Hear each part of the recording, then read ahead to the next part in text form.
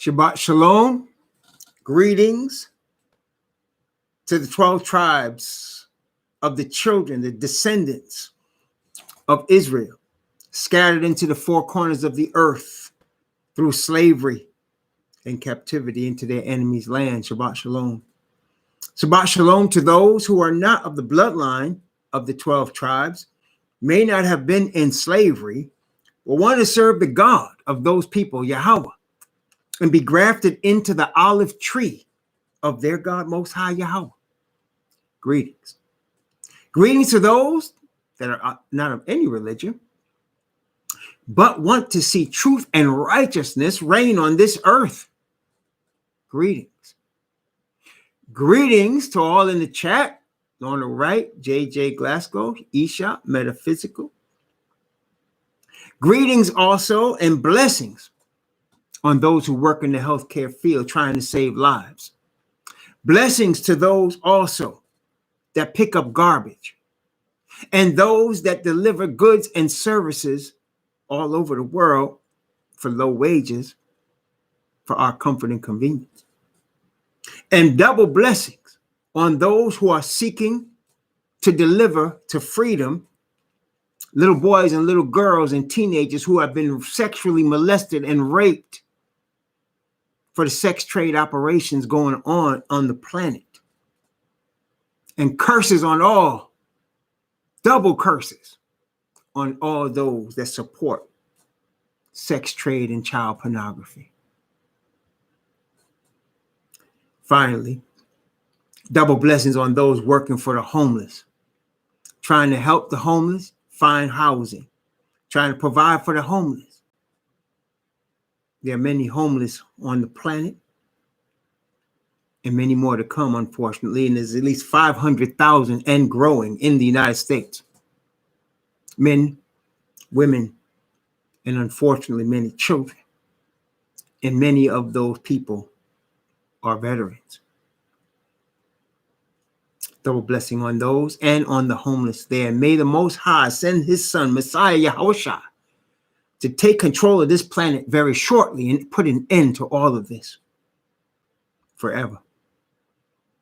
We have been studying the book of Revelation, and we have completed 13 chapters of the book of Revelation. And it has been a powerful blessing, 13 chapters of the book of Revelation. Why has it been a powerful blessing? Because we are coming to the understanding that we are actually living in the critical parts of the book of Revelation. We're really in the thick of this thing right now. And we're also understanding that just ahead of us is over, at least part of it. See, because the book of Revelation, as we have studied, covers past, present, and future, which means there are things in the book of Revelation that have already happened. In fact, the majority of the book has already happened. There are things that are in place and happening right now as I'm speaking to you, which is what we're studying. And then there's things just ahead of us.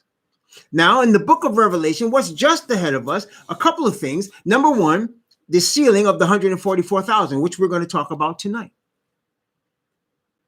Not only that, right after they're sealed, as a matter of fact, let's take a look. Revelation chapter 7, right after they're sealed, all kinds of chaos.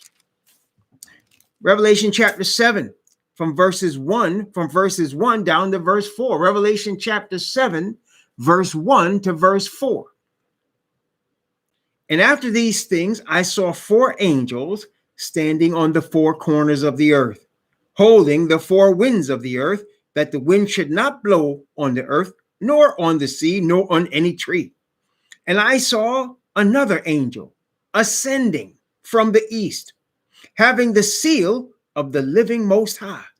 And he cried with a loud voice to the four angels to whom it was given to hurt the earth and the sea, saying, hurt not the earth, neither the sea, nor the trees, till we have sealed the servants of our Most High in their foreheads.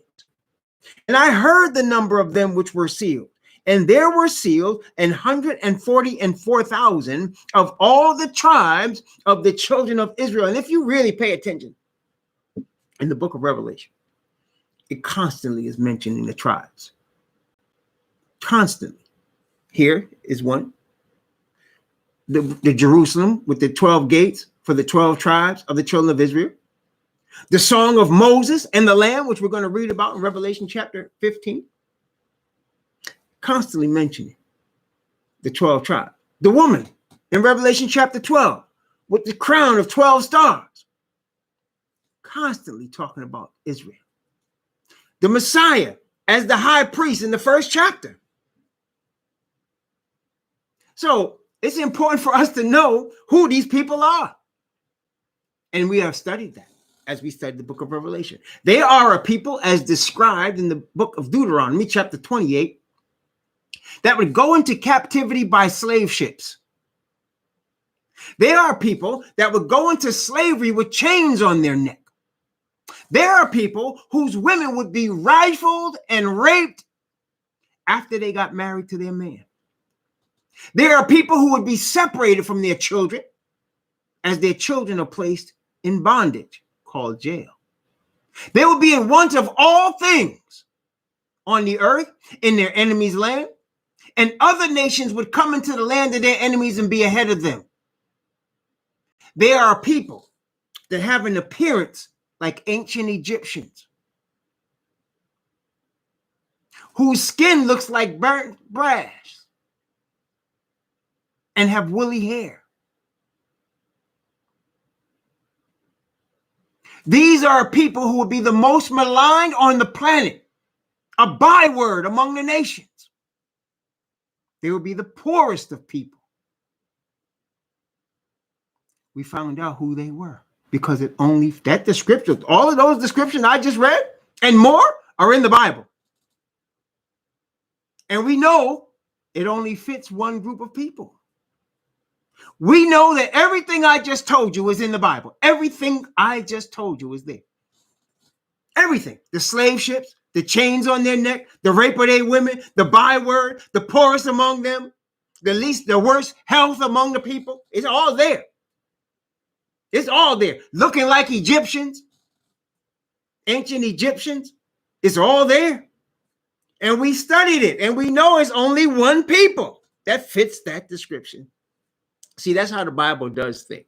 And I like to show y'all. That's how it does things. It never actually says directly a lot of stuff. Like, for example, it never actually uses the name Catholic Church. It doesn't. But it describes a power that comes out of Rome that was once a political power, but also became a religious power that's led by one man. So how many religious power in Rome, out of Rome, that's worldwide, led by one man? You understand? That's what it does. That's how the Bible does things. That's how it does things. It describes it so that when you follow the descriptions, it only fits one person or one people. You see? Not only that, we also saw, somebody would ask, well, you're talking about black people. You're talking about people that was in slavery. What about the white people? I get that a lot. What about the white people? Does God hate the white people? And we studied also in the scriptures as we look at the book of Revelation. And we saw this. We saw this truth, that Noah was on the ark with 3 sons. Remember that? And on the ark were triplets, his triplets. And they were Shem, Ham, and Japheth. Remember that? And it showed us each of them. It said Japheth had children, and their children Gog, and then Gog had Magog. And it says all of these children of Japheth were called Gentiles. And we saw that they're German and they're Greek and they're Russian, and that's the motherland of the Caucasians. We saw that Hamitic people ruled the earth for 2,000 years. Hamitic people, which today we call them Africans. That's not what the Bible calls them. They were children of Ham, Mizraim, Cush. And Cush begot Nimrod, and they ruled the earth all the way till we got to Daniel chapter 2, if you recall. And the last world Hamitic king was a man named Nebuchadnezzar. Well, he wasn't the last one, because he was king. Then his son, Evil Merodach, was king. And then his son, Belshazzar, was king. And that's when it was lost, because Belshazzar, remember the writing on the wall. And after Belshazzar, the sons of Japhet, the Gentiles, came into rulership with the Medes and the Persians first, then followed by the Greeks, and then finally the Romans. And the book prophesied that all the way to the end, for the last 2,000 years, Japhet's people would rule this planet. And everything that it said, we are seeing. Everything we are seeing. Okay? And of course, when we saw Japhet ruling, we would wonder, and so white people say, well, oh, that's us. Yes, that's you. And yes, you come from Europe and you came to the Americas and you took over. You went to Mexico and you took over. You went to what's now Central America. It wasn't called this before y'all came, and you took over. You went to Boricua. That's now called Puerto Rico, because you took over.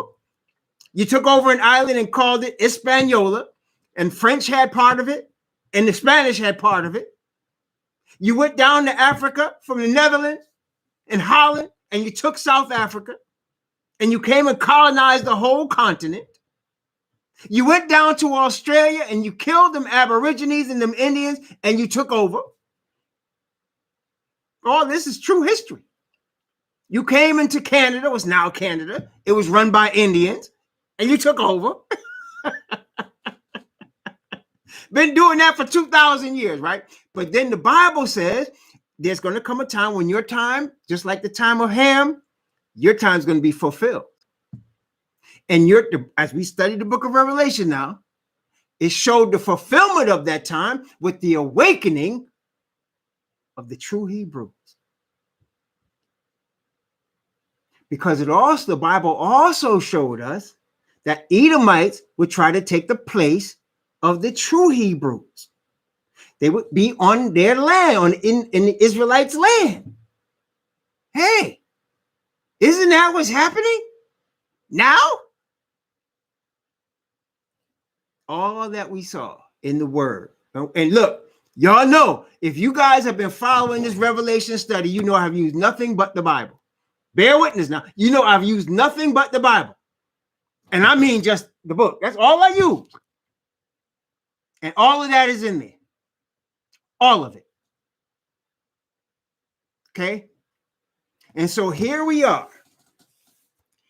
And we're about to go and look at the response of the Most High to all of this. But before we do, I just want to review a little bit more.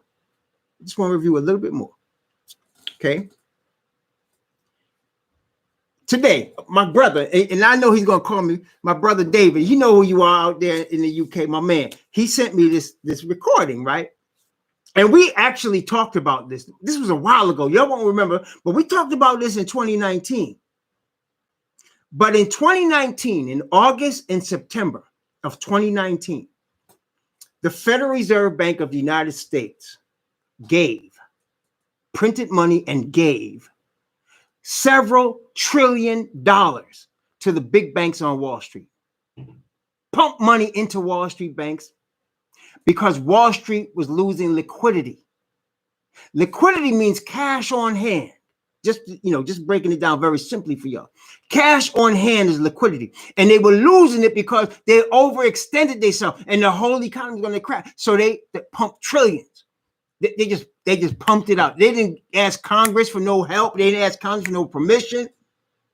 The Federal Reserve is a private bank, and they just click some numbers on the computer and kapow. They had multiple trillions, first in August, then in September of 2019. So he sent me this audio about it and asked me what I thought about, because I worked in finance for more than 20 years. I got a degree in finance and investments, and I worked in finance for more than 20 years. More than 20. I don't do it no more, but I did it for a long time. So I told him it was on point. So reason they did this, okay, is because the economy was overheating, okay? And they needed to stop it because it would go, because what would happen is if there's a thing called inflation. Inflation is where the prices of things go up very quickly. Now you have regular inflation where prices just rise slowly, but then you get hyperinflation where things just rise. Like 1 week, a loaf of bread is $2 and the next week it's $5. Okay, that has happened around the world in the course of history. It's happened. And so they were concerned with hyperinflation. The only way to stop hyperinflation and keep the interest rates low is to slow down the economy. Okay, you got to slow it down. Yeah, Ashkenazis, the Edomites, they run the central bank. Every leader of the central bank in the United States is an Edomite. Period. You might have some other type of people on the board of governors, but the head is an Edomite, always, an Ashkenazi. Okay, they run that thing. They founded the Federal Reserve back in 1915. They founded it with Woodrow Wilson. Okay, y'all don't know, but that's what part of the Titanic was about. That the founding of the central bank to control the world economy. Okay, and they do it on behalf of Rome. So now, wait, before I go any further with that, let me just tell you. So all of a sudden, what happened? We got COVID. And we talked about this about a year ago. Y'all remember when we first started doing Wednesday night? I told you I was convicted to bring Wednesday night studies who hadn't been doing Wednesday night. And it was the COVID. And I told y'all this was man-made. It was man-made to slow the economy, to stop hyperinflation. What else were they trying to do? What has happened in the COVID? What is going on? They killing a lot of black and brown people, and not only black and brown people, old people. We're just finding out what we already knew, right? We already knew this from last year, but the governor of New York now, they're coming out and saying how he knew he was actually allowing older people in nursing homes to get killed with this COVID and with whatever they were doing, pumping them into them. It wouldn't even let their families see them. And now it's just coming out. People already dead. And underreporting the numbers of deaths in the nursing homes. Why are they doing that? Because then they ain't got to pay for them no more. No more Social Security. You see, when you die, your Social Security don't go to nobody else. It's just, that's it. Right? You getting SSI, you getting Social Security. Once you dead, your heirs don't get that. You paid into it, but that's it. You ain't got to pay for them no more. Okay? And whatever money is left goes to whoever their heirs are, which are generally younger people. And what do young people do when they get a bunch of money? They spend it. Okay? So that's what they accomplished. They slowed the economy down and they flooded the place with dollars. Okay? The next thing you're hearing, and you started hearing it with that Chinese man, that Asian man that ran. What are we talking about? Universal basic income. That's coming. That is coming. Okay? Why? Because now you're going to be dependent on that. You get dependent on it. It's like with Social Security, right? You start getting Social Security, and then you that's your money now. And you're looking for that because you're living on it. If they cut that off, you in trouble, right? Especially if you're an old cat like me. Now you get that universal basic income. They're going to get you on that nipple. You know what I'm saying? And then you'll do whatever they want you to do. You'll do whatever they want you to do because you want to keep getting it. Okay? It's already started, brother. And so why do I bring all that up? Revelation. We just read this. Revelation chapter 13. Revelation chapter 13. Oh, yes. Just like that too. All of that. But see, it's not the recipient's fault. I want everybody to understand. I'm not blaming people for taking Social Security or even the universal basic income or even welfare. I'm not blaming y'all for that. You know why I'm not blaming y'all for that? Because the system is built to put you in that position. The system is built to put you in that position. The system that we are in right now is built on debt. It's built on debt. You hear me? The system is built on debt. I'm telling you a true story. My mother and father, back in the 60s, wanted to buy their first home. I was 4 years old. My little brother was 1 year old. Wanted to buy their first home.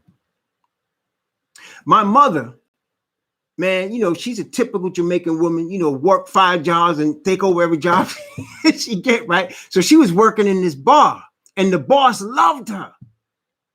And he was a Caucasian man. And he decided they couldn't get a mortgage because they was black. They couldn't get a mortgage. Okay. So this Caucasian man put the mortgage in his name so they can get a mortgage. Her boss. Okay. And so they got the house. And the house, they built this house in 1965 on Long Island. It cost $16,000. $16,000. Okay. Now, my mother and my father together probably earned about 10 or 11,000, right? So the house cost 16 and they earned, let's say 10. All right. So their earnings were like, the house was like less than 2 years worth of their earnings, right? Because my father was such a cheap man. I mean, my father is the cheap, he probably still got the first nickel he earned. That's how he was. And I used to think that we were struggling all the time, right? And so whenever he would say, I want to get you this, I'll get you that, I would say, no, don't worry about it, Pop. No, don't worry about it. So then one day he took me aside and he said, you know, we just living off my overtime. I saved my whole check. Because he was during the Cold War when Ronnie Reagan was building all these things and he worked for a defense contractor and they were giving him overtime every week, right? And then he said, how much you think we pay for the mortgage? And I said, man, I don't know. He said, we pay $180 a month. And he said, now we're doing all right. So I was like, oh, shoot. So, and he could pay it off anytime he went. By the time he asked me that, we had been in the house for more than 15 years. So I was like, oh, shoot. So I was like, okay. So I didn't feel so bad then, right?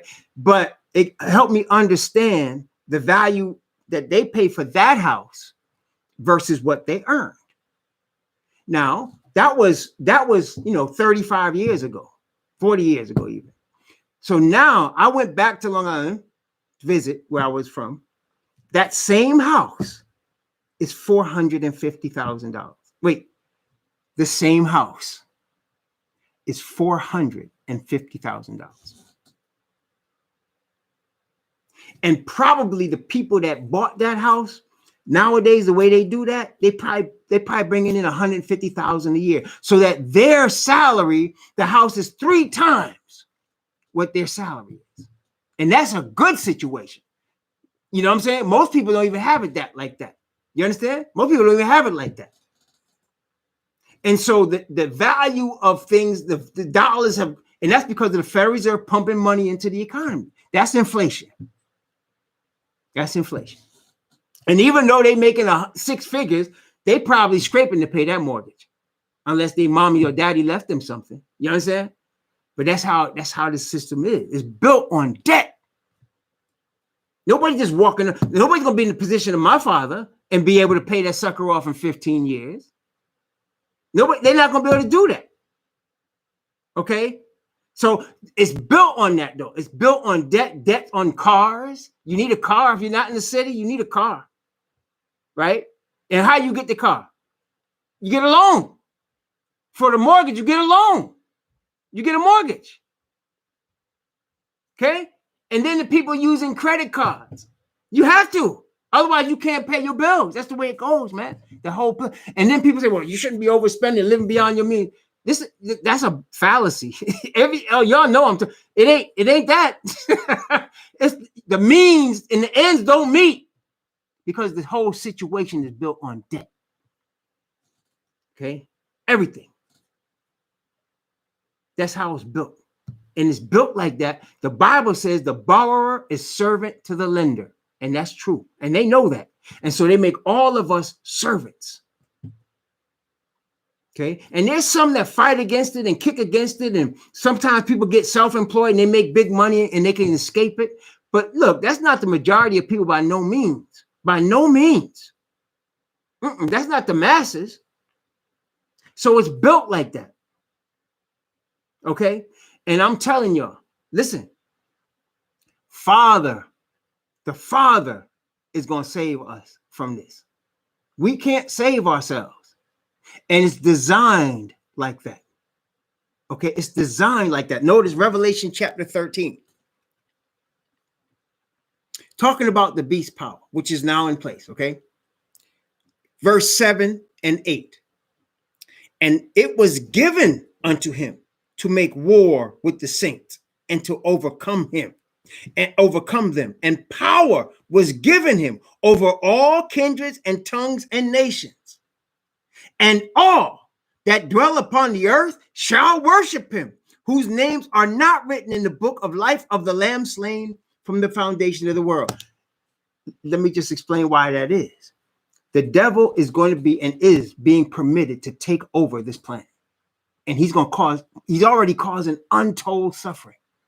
And he's going to cause more. Okay, he's going to cause a lot more. He's already caused untold suffering. I just told you about the debt.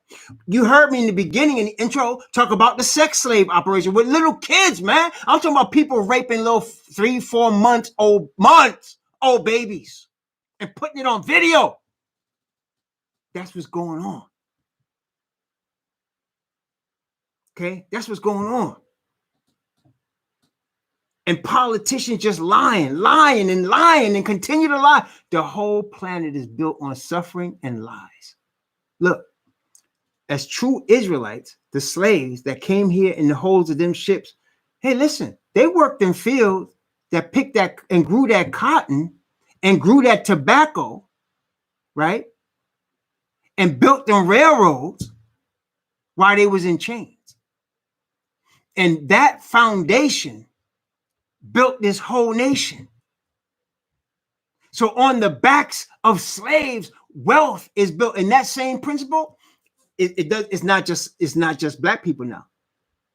If y'all in this system, it's on your back too. It's on your back too. This system is built like that. Okay? It's built on debt. I met a brother once, and he went to Howard University, and he had graduated from Howard. And when I met him, I was working in the bank as a branch manager, and we were talking about something loan that he wanted for something. But this cat owned like 100 buildings, like 3, 4, 5, 6, 10 unit buildings, over 100 of them. And I asked him, I said, how did that start? And he said, well, when I graduated from Howard, all my friends wanted to get new cars, and somebody took me aside and said, don't get a car, buy a building. And he went and got a building on an FHA loan, and then he bought another one, and then it just snowballed from there. And he kept but even him, with all them buildings, everything was debt. He had a lot of money, but the whole empire was on debt. As long as you are using greenbacks or any currency from any country, but this world is run by two currencies: it's greenbacks and the British sterling and the euro. That's 3 currencies. Okay, the euro, the British sterling, and the dollar. That runs this whole world, and that's prophesied. And the devil's going to have control of all of it. He does. That's why what we're going to talk about tonight is so important. Because what are we dealing with? Freedom starts with the spirit of perfect righteousness from the Father. Doesn't start with a financial plan. Doesn't start with trying to get out and get land. Freedom starts with the perfect righteousness of the Father. Listen, you and I cannot play chess with the devil. Listen, you and I cannot play chess with the devil. You cannot. Father and Messiah don't play chess with him either, because he can't deal with them. He's just way over them. And they just way over him, and they know it. He knows it. And they know it. So the web that he has this world in, you can't think or strategize your way out of it. You cannot. Any place you move in this earth, on this system, there's going to be a checkmate. Our only deliverance is the God of the Hebrews. That's our only deliverance. And I mean the God of the Hebrews. You don't think they were stuck in Egypt? We were stuck in Egypt, brethren. I am the Lord thy God, which brought thee out of the land of Egypt, out of the house of bondage. They wouldn't have got out otherwise. They wouldn't have got out otherwise. They was locked down. Egypt at that time was the most powerful country on the planet. We call it Egypt. The Bible calls it Egypt, right? But if you look up the word Egypt, it's Mizraim. Mizraim. Okay? Mizraim, the reason it's called Mizraim because it was named after Ham's son, Mizraim. We call Ethiopia, Ethiopia. But the Bible, if you look up Ethiopia, is Cush because it was named after Ham's son, Cush, because he founded it. And between Ethiopia, Cush, and Mizraim, Egypt, and Nimrod, and then later Nimrod with Babylon, they ruled this planet. They were the United States at that time. There was no overcoming them. They were performing eye operations and open heart surgeries while Caucasian people was in Europe in caves. They had, if you look in the desert, they found things that look like what we would have today for the landing of planes in airports. They had the lines on the ground that you couldn't even see. If you're standing on the ground, you got to be in the air to see what's going on.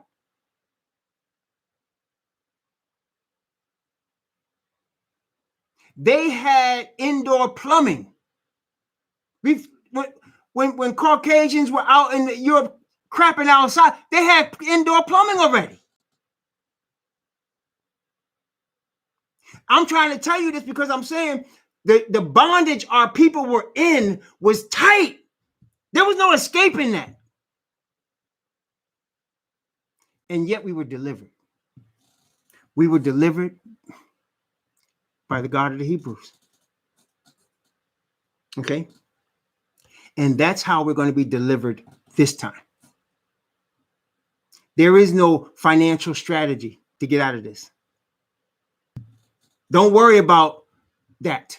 There is no plan. There is no place you can go to get away from it. And the reason it's like that, Father set it up like that, just like he did with Egypt. He set it up like that he might get the glory when he delivers his people. You understand? If you and I, listen here, if we can go to some financial seminar from some brother that made $1 billion owning whatever, if we went there, right, and we got all that money, right, who gets the glory? Does the Most High get the glory? And how are you going to get freedom from your enemy with currency that your enemy created? You understand the logic here? And how you think you're going to own property and get rich when your enemy makes the rules? He makes the rules. He can listen. In Tulsa, Oklahoma, our people, they did their thing, man. In Tulsa, Oklahoma, there were black banks, insurance companies, financial companies, drug stores, grocery stores, people own land, people own houses. It was prosperous in Tulsa, Oklahoma. I'm trying to tell you. Until the day they decided y'all making too much. They didn't have the bombers that we have today, but they used them little, Wright brothers planes, and they dropped fire on our neighborhoods, and they came through and killed as many as they could and burned down our city. They did the same thing in Rosewood. Why? Because we broke the law? No, because they make the rules. You say, I own my property free and clear. You think so? When they want it, they're going to come take it. They're going to come take it. That's against the law. They make the laws. See, that's what happens when you start trusting this system instead of your Heavenly Father. And you start trusting their laws instead of understanding his. They make the laws. Even all of these cats that's making all this money in pro sports, you should go talk to some of them if you get a chance. How many of them broke? And you say, well, they didn't manage their money right. Maybe they didn't. But they were set up. I'm trying to tell you, this is a setup, man. I'm trying to tell y'all. It's a setup. The whole thing. Okay, it's a setup. And in this system of setup, the devil makes the rules, man. Our deliverance is coming from our Heavenly Father. And he's going to deliver us. He's going to. He's going to turn this whole thing upside down. There's no question. You understand? That's going to happen. See, as we talked about a couple of weeks ago, I think it might have been this past week, we talked about principles, right? Principles of righteousness. And we talked about the coming revolution, right? We talked about that. And right now, our role in the revolution, it's not for us to go get guns and go fight people with guns. It's not like that. Though I agree, defend yourself. Don't let somebody walk up and see Emmett Till. Y'all remember Emmett Till, 1955, 1954? What happened to Emmett Till? He's a little boy from Chicago, 12 years old. Went to go visit his nephew, his uncles and aunt, and his cousin in Mississippi. Mama sent him down there to get him out of Chicago for the summer. He saw a white woman, and as a joke, he whistled at her, like that, and they ran. Little kids, man, 12 years old. The white woman went and told her husband. Her husband got his crew. That night, they came to Emmett Till's uncle's house. Where's that little nigga? That fresh little nigga. Guess what? The uncle handed him over. That was the mistake. See? Now we know better because the awakening is happening now. They roll up on that house like that, they're going to hear click, click. They ain't going to hear no words. Or if I ain't got a gun, it ain't going to be like just handing him over. You understand? In that regard, we need to defend ourselves. I'm not saying we need to go out and fight nobody, but that's not turning the other cheek, brethren. That's not doing that. Turning the other cheek means when your brother in the Israelite nation, that's what he was talking about. You don't go against your own brother. Don't do that. Because we all killing each other. That's what he was trying to tell you. Also, you're in bondage for a reason. Work with these Romans. Don't mess with them. That's what he's trying to tell them. That's what all that was about. It was the same thing that Jeremiah was given to tell to the Israelites when Babylon was coming. Surrender to the Babylonians. They're going to destroy this place. And nobody wanted to listen to them. And they all got destroyed and taken into slavery. So that's what Messiah was saying. Listen, the Roman soldiers walking in, don't mess with them. Pray for them, matter of fact, don't mess with them. They're here for a reason. And don't hit each other. Don't kill each other. Don't take each other to these courts. That's what Paul said the same thing. He said, you go to court with unbelievers. He told the Corinthians. Same thing. That's what that was about. It wasn't about letting your little nephew walk out in the middle of the night with some grown men with hoods on so they can kill him and cut off his gonads and throw him and burn him? That was no. So when he said turn the other cheek, he wasn't talking about that. So now we protect ourselves. He said, be wise as serpents and harmless as doves. We protect ourselves now. And that's all Malcolm X was talking about. See, but the Caucasian media was saying, oh, y'all being violent. Malcolm X and them never hurt nobody. But he was just saying, we're going to defend ourselves. We're not going to let you sick dogs on us. And then they said, oh, you're going to be violent. That's amazing, isn't it? The people that do the lynching are scared of the guy that says he's going to defend himself against the lynching. But that's how it is, man. So, yeah, protect yourself, but the revolution ain't us going out, blowing nothing up, killing people. That's not the revolution. Messiah is going to bring it. He's going to turn this place out. There's no question. And we're going to be down with him when he does it. But right now, our goal is to get that seal of righteousness here, to be trusting in our Father.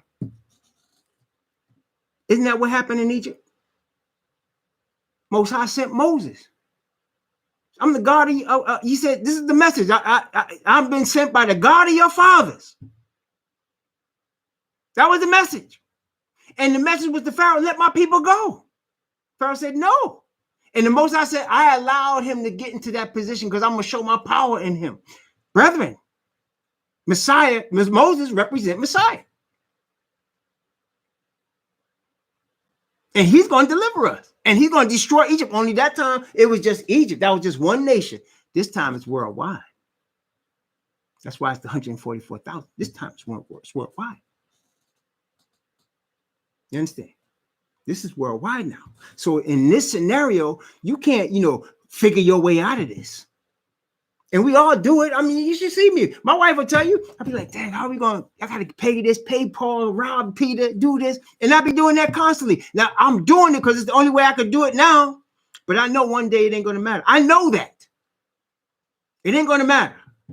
But I'm not going to, don't be presumptuous. Like I seen there was one brother, he was telling all the Israelites, borrow money or borrow all the money you can. Don't worry about paying it back. See, don't do that. That's presumptuous. That's like jumping off the building and say, y'all's going to save me. Don't do that.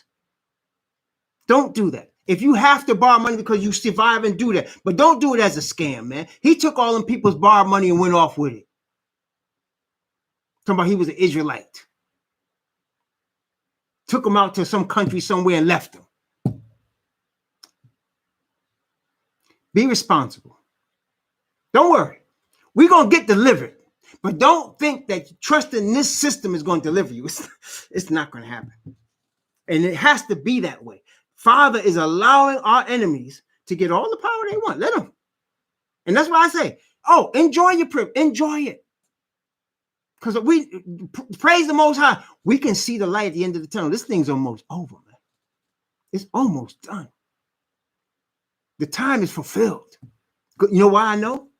Because the Bible says, wait, let me show you. One of my favorite scriptures about the awakening is Deuteronomy chapter 30. Y'all know Deuteronomy is like my favorite book, man. I mean, really, Deuteronomy, Gospel of John, probably Romans and Revelation, but Deuteronomy in the Old Testament, this Deuteronomy's hands down. This is my book right here. And so watch now, the curses that I told y'all about earlier that describe the Israelites are in Deuteronomy 28, right? And before he gave those curses, he gave blessings. He said, these blessings are going to come to you, then these curses are going to come to you. Told him that, okay? Now in Deuteronomy 30, I'm only going to read a couple of verses because y'all see me reading this one all the time. I love these ones, right? There was a time when I actually memorized Deuteronomy 30. That was a long time ago. I probably don't have it memorized now, but I actually memorized the whole chapter. I did. But Deuteronomy 30, beginning at verse 1, this is telling you that the jig is up. Okay, this is telling you the jig is up. If you pay attention, this is showing you this right here. And it's not just this one. No. Ezekiel, Zechariah, Jeremiah, Isaiah, they all, talk about the same thing. But I just like this one. This is my favorite one, okay? Watch. Deuteronomy 30, beginning at verse 1. And it shall come to pass. That is future from when Moses gave them this. It shall come to pass. When all these things are come upon thee, the blessing and the curse, which I have set before thee. Okay. When these things come upon you, the blessing first, and then the curse, which I told you about, the slavery that I told you about, it shall come to pass when all these things come upon you, right? And thou shalt call them to mind. What does that mean? In other words, it's going to be an awakening. You're going to say, we received these blessings as the chosen people, and now we receive this curse. Thou shalt call them to mind.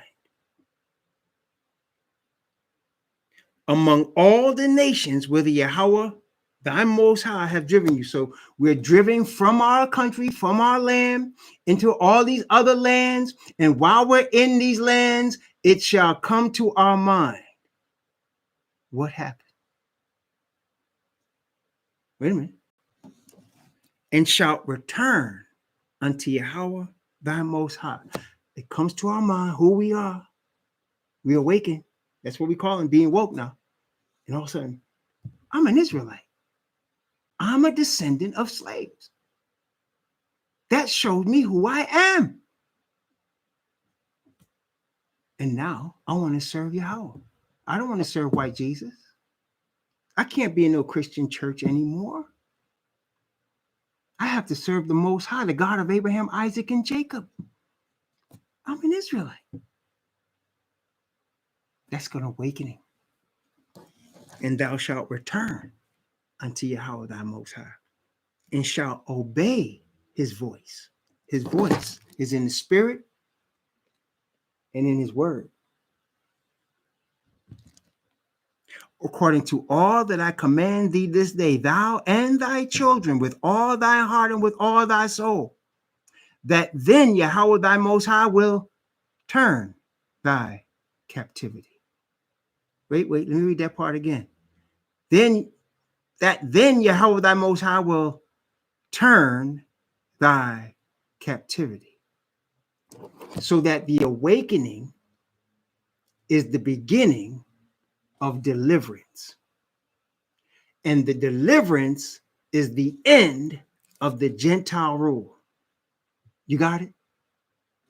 The deliverance is the end of the Gentile rule. Messiah said, Luke chapter 21. Messiah said, Luke chapter 21.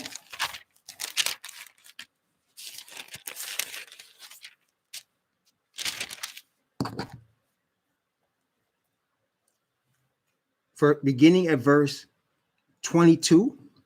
Actually, let me start at verse 23. But woe unto them that are with child, talking about the destruction of Jerusalem. Woe unto them that are with child, and to them that give suck in those days. For there shall be great distress in the land, that is the land of Judah and Israel, and wrath upon this people. Who's this people? The Israelites.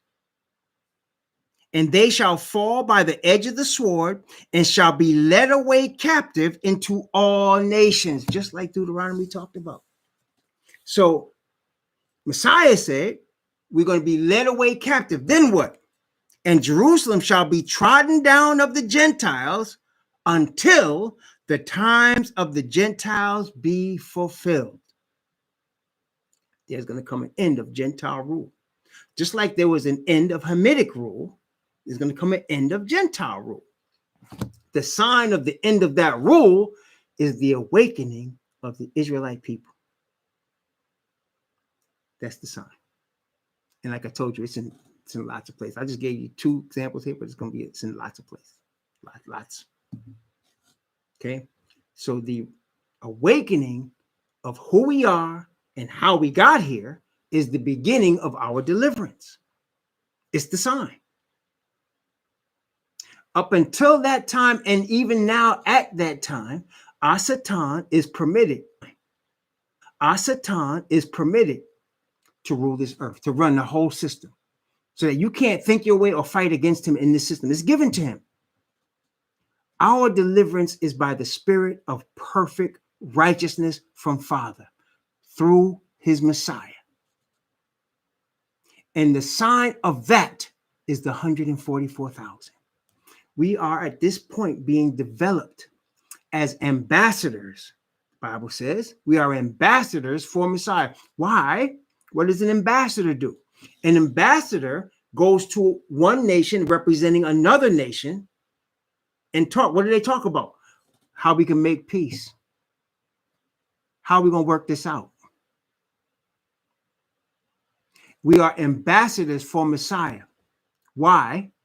Because what we're saying is our Father is going to destroy this place. He's going to send our Messiah, the Hebrew one, and he's going to annihilate this place. This whole system is going to be turned upside down. And you have a chance now to surrender. Your chance now is to surrender. Isn't that what Moses said? If you don't let my people go, I'll put some plague. Most High is going to put some plagues on you. What did Pharaoh say? Who is Yahweh that I should obey him? I'm not going to let the people go. Get out my face. After that seventh plague, though, he was begging them. Egypt said, please leave, get them out of here. They're going to kill us. After they let him go, though, they decided to come back and get him and kill him. And that's when the real deliverance came. That's why the song that we're going to read about eventually in Revelation 15 is called the Song of Moses and the Lamb. What is Moses' song? Well, Moses sang a few songs, believe it or not. He sang one in Deuteronomy chapter 33. He sang one in Psalms 90. But this one here I'm talking about is in Exodus chapter 15. Exodus chapter 15.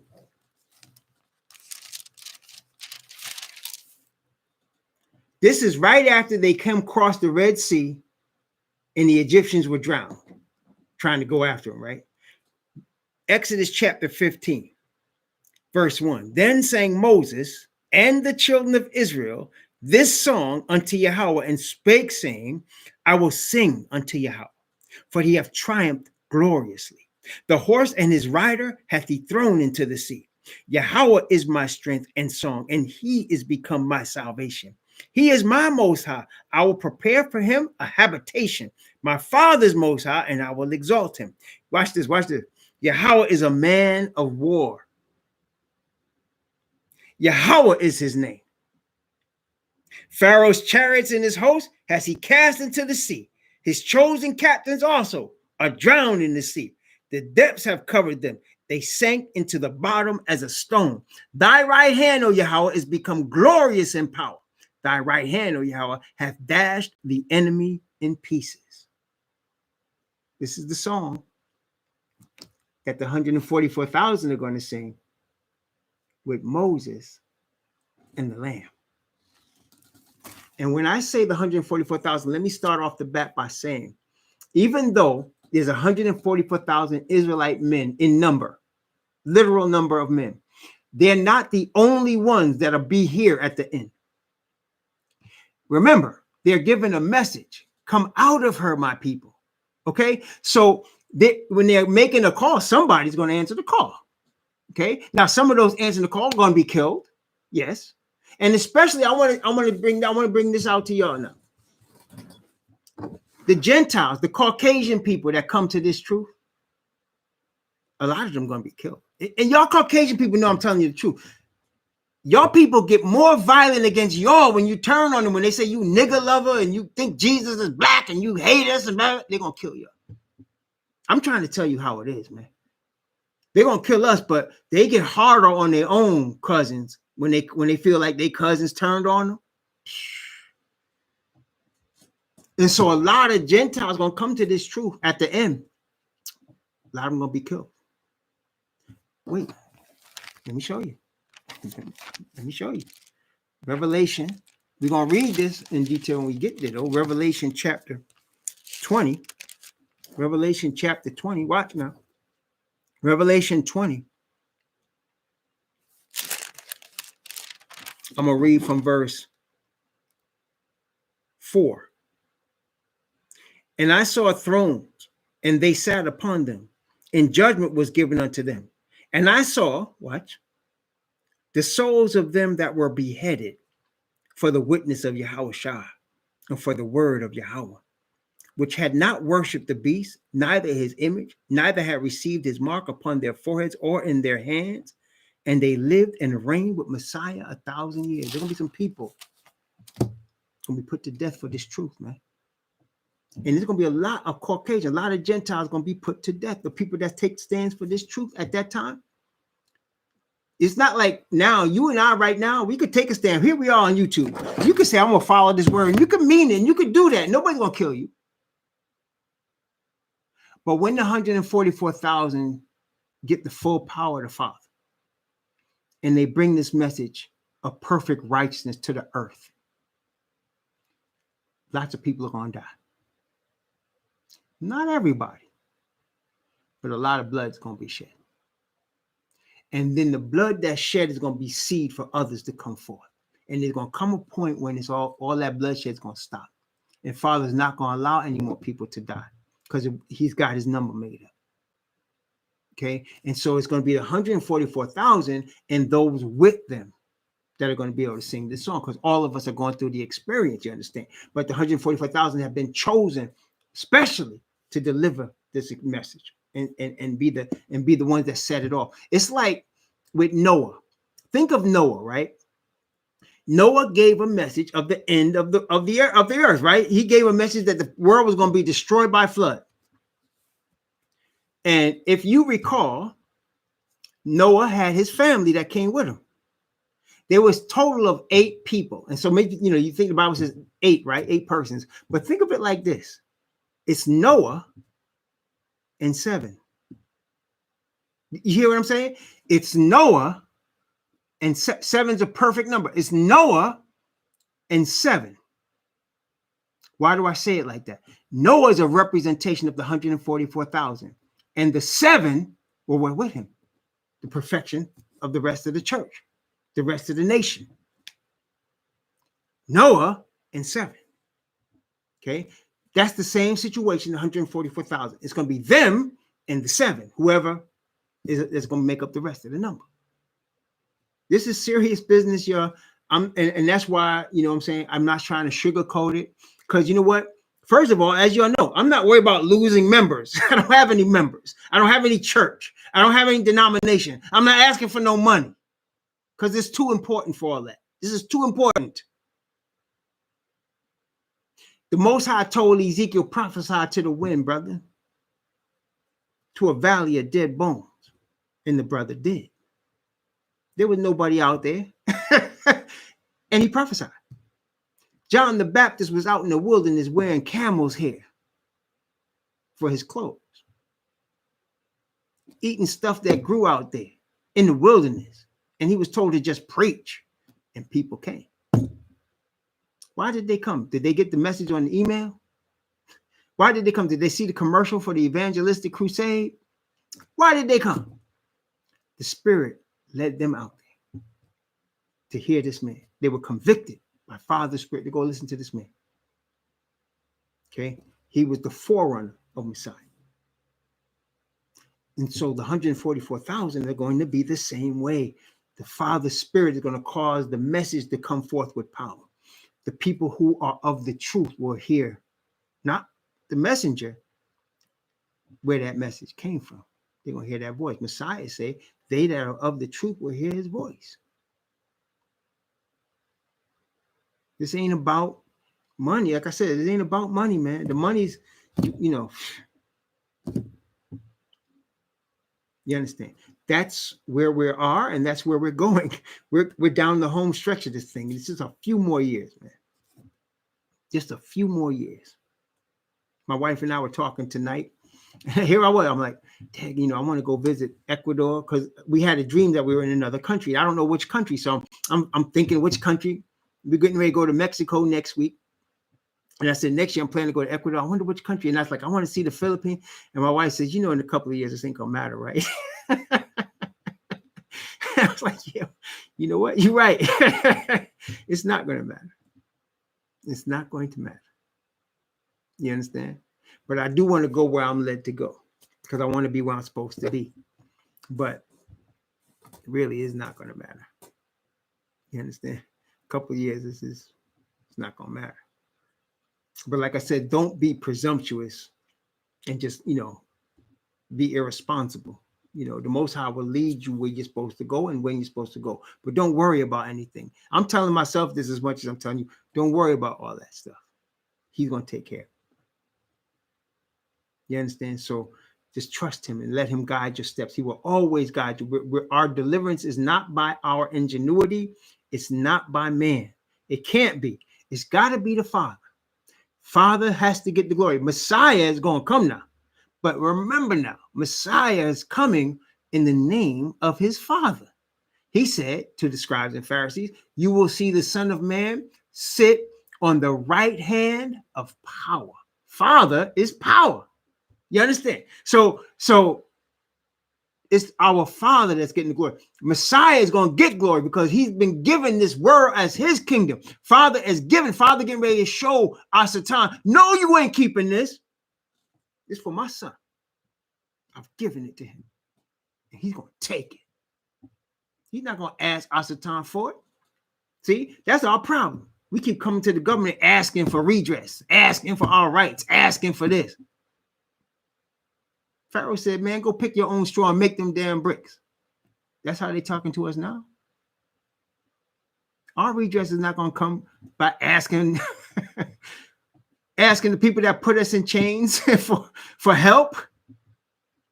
Our deliverance is coming from our God, and he made it that way. He made it that way. Our deliverance is coming from the God of Abraham, Isaac, and Jacob. His name is Yah. And he wants us to trust him. Revelation chapter 14. So we saw Revelation 13, which we saw in the beginning. I mentioned to y'all that Revelation 12 is an overview of what's coming. Okay. And Revelation 12 is an overview of the whole war. And that Revelation 13 is showing Asatan's finished product, in that beast with the 7 heads and 10 horns and crowns on his horns. Is showing his finished product. And the rest of that chapter is showing how he got to that finished product and how another nation, the United States, is going to play a role and is playing a role in the development of that finished product. Okay. And Revelation 14 is showing Yahweh's finished product. And the rest of that chapter shows how he got to that finished product. So here we are in Revelation 14. And let's see the finished product. See, Revelation 13, right? We saw a beast rise up out of the sea, having 7 heads and 10 horns, right? Remember? And 10 crowns upon his horns, right? And it looked like a lion and a leopard, right? And a bear in the mouth of a lion. And it said the dragon gave him his power and his seat and great authority. We saw that. Compare that to Revelation chapter 14 and verse 1. Watch. And I looked, and lo, a lamb stood on the Mount Zion, and with him 144,000, having his father's name in their foreheads. See the difference? On the devil's side, right? It's the beginning of the end. That's what that is. You saw that finished product. And the Bible said in one day, that plague is going to come. In 1 hour, your destruction is coming. Right? So you've seen that finished product and you know it's the beginning of the end. When you see it like that, it's the beginning of the end. But in Revelation 14 is the beginning of the beginning. It's the beginning of eternity. Revelation 14. When you see the Lamb with the 144,000 with his father's name in their forehead, it's the beginning of eternity. And the rest of this chapter is going to show us how we got to the point where it's the beginning of eternity. Praise Yahweh. It's beautiful, isn't it? And it's simple. It's simple, man. It's very simple. Here's the Lamb with his crew on the father's side, and here's Asatan's whore on the devil's side.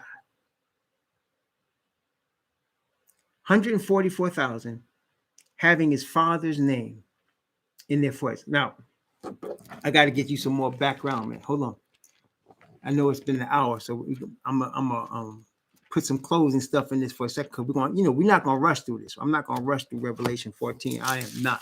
We're going to take our time and get through this, man. I want to take you to Zechariah chapter 13 and 14. Zechariah chapter 13 and 14. Because this is also showing Revelation chapter 14 as well. It's also showing Ezekiel chapter 39 as well. It's also showing, Revelation chapter 19, which we will get to as well. It's showing several of the things, but I want this one because we're talking about the 144,000. Okay, so let's take a look. Zechariah chapter 13. I'm going to begin at verse 1. Chapter 13 is only 9 verses. Okay. In that day there shall be a fountain opened to the house of David and to the inhabitants of Jerusalem for sin and for uncleanness. And it shall come to pass in that day, saith Yahweh of hosts, that I will cut off the names of the idols out of the land, and they shall be no more remembered. And also I will cause the prophets and the unclean spirit to pass out of the land. And it shall come to pass that when any shall yet prophesy, then his father and his mother that begot him shall say unto him, thou shalt not live, for thou speakest lies in the name of Yahweh. His father and his mother that begot him shall thrust him through when he prophesied. And it shall come to pass in that day that the prophets shall be ashamed, every one of his vision, when he hath prophesied. Neither shall they wear a rough garment to deceive. But he shall say, I am no prophet. I am an husbandman, for man taught me to keep cattle from my youth. And one shall say unto them, wait, let me stop here and explain what we just read first off. The 144,000 are regular folks. They're not men of renown. Just regular people. So that they're not going to be saying to everybody, I'm a prophet. Look at me. They're just regular people. But they're chosen. When the Most High calls you for something, you're going to know it. You're going to know it. You might deceive yourself thinking it's this way when it's this way, but eventually you're going to know it. I am a husbandman, for man taught me to keep cattle for my youth. I'm not a prophet. And now, why would the parents thrust him through? Remember what Messiah said? That that the enemies will be people of your own household, that no prophet is accepted. He said, a prophet is not without honor, except in his own house. And he said that sons are going to betray daughters, and fathers and mothers are going to betray children, and children are going to betray friends. That's what he's talking about. Okay. Let's continue. But he shall say, I am no prophet. I am an husbandman, for man taught me to keep cattle for my youth. And one shall say unto him, what are these wounds in thine hands? Then he shall answer, those with which I was wounded in the house of my friends. That's an obvious one, right? Messiah is the reason we receive Father's perfect righteousness. We do not receive Father's perfect righteousness directly from Father to us without Messiah. Messiah is the way. See, we studied this. When you look at the book of Acts, the followers of Messiah, which at first were all Israelites, they were called followers of the way. There was no Christianity. They were calling it the way. Why were they calling it the way? Because Messiah said, I am the way, the truth, and the life. And what else? No man comes unto the Father except by me. So those that received that were followers of the way. Okay, this was before a Gentile ever heard this message. This is when the Israelites first got it. They were followers of the way. There was no Christian. Paul never said anywhere, I'm a Christian. He never said that. A king called him a Christian, but he never said I was a Christian. He never said that. The Bible said that at Antioch, Gentiles started calling Israelite Christian. That's their word. That's not. Look up the word Christian. The first thing you'll see, it says epithet. When you hear epithet, especially if you're a black man, what is an epithet? Come on, what is an epithet? What is it? Somebody said he called him a racial epithet. Nigger is a racial epithet. And you look up the word Christian in the Bible, in the Greek, it will say epithet for Messiah. That's what it will say, because it was negative. Peter said, if they call you a Christian, don't be ashamed. Why did he say that? Peter was the apostle with James to the Israelites. Remember in Galatians, Paul was the apostle to the Gentiles, and Peter and James were the apostles to the Israelites. So we understand that when Paul's writing an epistle, a letter to the Romans, he's talking to Gentile converts. We must also understand then that when James wrote his letter and when Peter wrote his two, who are they writing to? Israelites. And he's telling Israelites, if they call you a Christian, don't be ashamed. They don't call you that name. It's all right. You understand? Because it was negative. It was only 3 times in the Bible. But the people that were the disciples of Messiah were followers of the way. Okay? And that's why this came up here in Zechariah. Verse 7. Awake, O sword, against my shepherd, against the man that is my fellow, saith Yahweh of hosts. Smite the shepherd, and the sheep shall be scattered, and I will turn my hand upon the little ones. Watch verse 8 now. Watch verse 8. And it shall come to pass that in all the land, saith Yahweh, 2 parts therein shall be cut off and die, but the 3rd part shall be left therein. So 2/3 of the Israelite people by blood are not going to make it. 2/3. He said, I'm going to destroy the rebels from among my people. He said that. The word says that. He said, all the sinners of my people are going to die. So in other words, there are people that are Israelites scattered throughout the earth, but they're not down with the program. 2/3 cut off and die. So don't ever look for majority, even of your own people. Don't look. And the Bible says about the Gentiles, I'm gonna say what? 1/6 of them. That's Ezekiel chapter 39, 1, 2, 3. I'm gonna say 1/6 of y'all. He says it right there. We ain't got to even guess. He tells us. Okay. And it makes sense. Why? 1/3 of the angels fell. 1/3. 1/3 of the Israelites going to be saved. 1/3. Ain't no coincidence. Now, let's continue.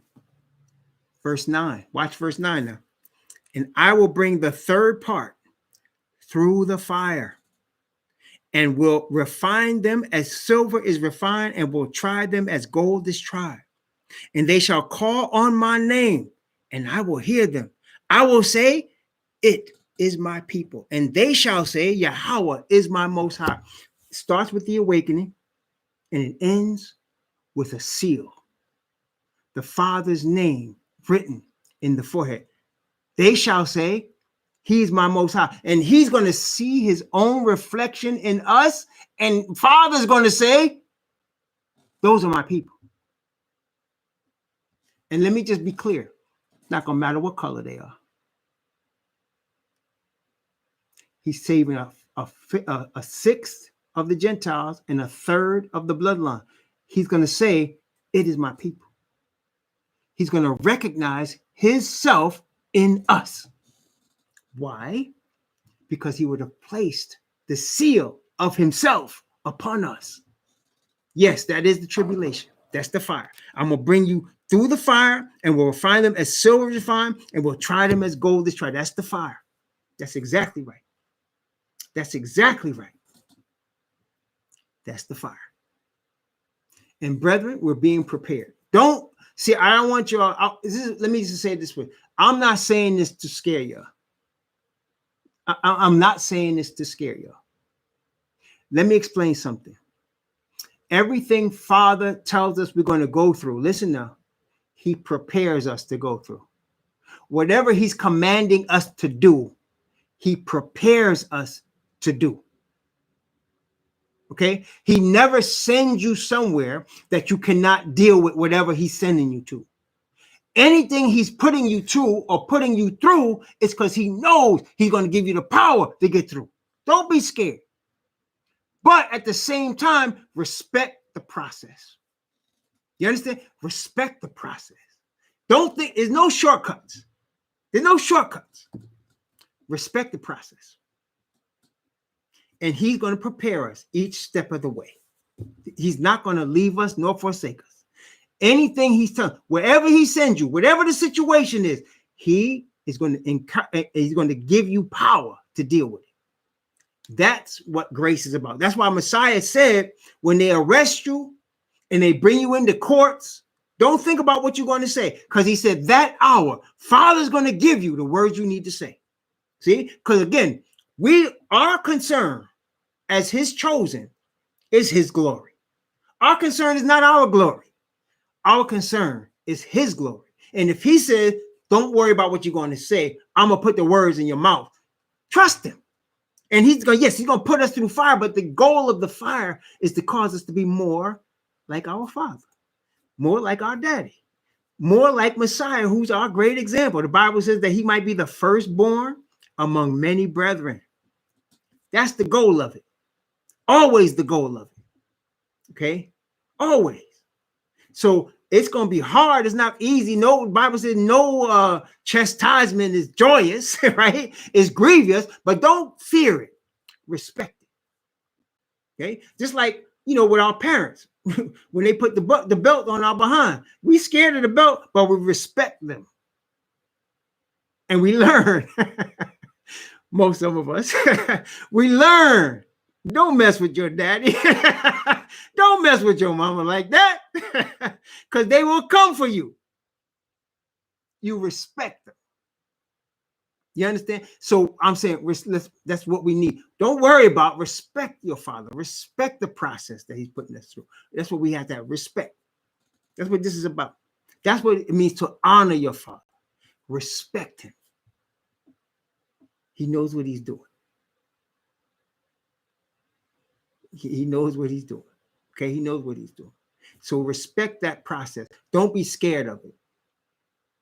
Don't be scared of it. You understand? So okay, so that's that. So now you understand. That's where the 144,000 are coming from.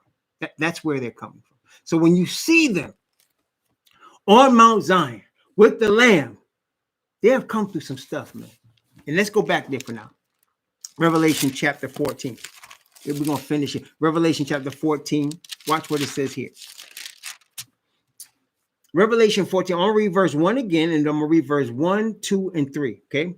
Revelation 14, 1, 2, and 3. And I looked, and lo, a lamb stood on the Mount Zion, and with him 144,000, having his father's name written in their foreheads. And I heard a voice from heaven, as the voice of many waters, and as the voice of great thunder. And I heard the voice of harpers harping with their harps. Harps. Watch now. And they sung, as it were, a new song before the throne and before the four beasts and the elders. And no man could learn that song, but the 144,000 which were redeemed from the earth. So wait. In the Bible, anytime you hear a song, it represents an experience. When you read Psalms, the Psalms are representative of experiences. Moses' song that we read in Exodus 15 is representative of the Israelite experience. So the 144,000, what the scripture is telling us, they're going to have an experience that only they can understand. Okay, it's an experience. And that's why you see a difference. They have harps in their hands. And when we read Revelation chapter 7, notice the multitude, Revelation chapter 7, beginning at verse 9. And after this I beheld, and lo, a great multitude which no man could number, of all nations and kindreds and people and tongues, stood before the throne and before the Lamb, clothed with white robes and palms in their hands. They had palm branches in their hands. Now we talked about this because the palm branches in their hands represent the Feast of Tabernacles, because in the Feast of Tabernacles they will build booths out of what? Palm branches. So this is talking about the greater majority of the redeemed, but there's a crew within them that's different. Revelation chapter 7 again, in verse 13. And one of the elders answered, saying unto me, what are these which are arrayed in white robes? Whence came they? This is a different crew than the ones that's got the palm branches in the hand. And I said unto them, Sir, thou knowest. And he said unto me, these are they which came out of great tribulation and have washed their robes and made them white in the blood of the Lamb. Therefore are they before the throne of Yahweh, and serve him day and night in his temple, and he that sitteth on the throne shall dwell among them. That's the 144,000. That's why they have harps. They are singing a song. And then in Revelation 15, we're going to see. Matter of fact, let's take a look at it real quick. We're going to come back to it again, but Revelation 15, verse 3. And they sing the song of Moses, the servant of Yahweh, and the song of the Lamb. See? So the 144,000 are going to have an experience that they share with the Messiah and with Moses. And they're all understanding this, and they can only sing this song. Everybody else is listening because they're singing a song of experience that they are experiencing that nobody else is experiencing. That's why the situation on this earth is going to be such that this is what's going to make them experience stuff. Okay? And that's why they can sing this song. And you all know, like, for example, you ever hear the Negro spirituals, right? There's Negro spirituals, right? And then there's Negro spirituals. Like when somebody sings from the depth of their soul's experience, it sounds a lot different than a person that's just got talent to sing. Y'all know what I'm talking about. When somebody has an experience and they sing it, that's something else. See? Especially people that have been oppressed. When they sing their song, you hear it. You hear what they've been through. Okay? That's 144,000. They're going to have an experience like no other. And they're going to sing a song that only they can sing. And it involves also the Father's name in their foreheads. And just think about it. If Asatan wants all his people to either have the mark of the beast in their forehead or in their hand, what do you think he feels about people that have Father's name in their foreheads? What does he feel about that? How would he react to a group of people that are a minority in the earth and have Yahweh's name in their forehead? That's why Revelation chapter 13 said, and he had, verse 15, and he had power to give life unto the image of the beast, that the image of the beast should both speak and cause that as many as would not worship the image of the beast should be killed. You understand? Yeah. This is serious. And we have to be in the ark of safety, which is Father Yah. It's not any denomination, ain't no Baptist church, SDA church, Jehovah Witness church, Mormon church. None of them going to be able to help you. They're all down with the enemy. They're not going to be able to help you. Only our Father.